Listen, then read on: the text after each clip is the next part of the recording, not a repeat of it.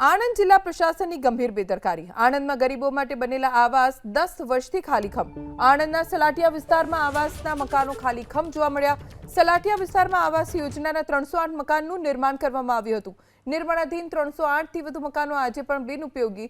વર્ષ 2010માં 5 કરોડના ખર્ચે આવાસ યોજનાનો પ્રારંભ થયો।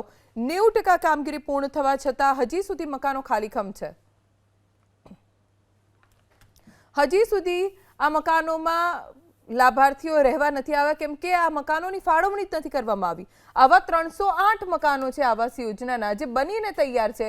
90% કામગીરી પૂર્ણ થઈ ગઈ છે પણ આ મકાન 10 વર્ષથી આમને આમ પડી રહ્યા છે।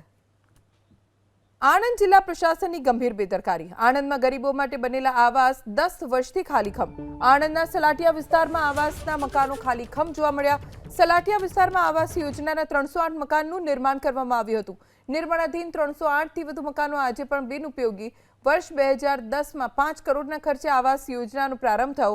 90% કામગીરી પૂર્ણ થવા છતાં હજી સુધી મકાનો ખાલીખમ છે।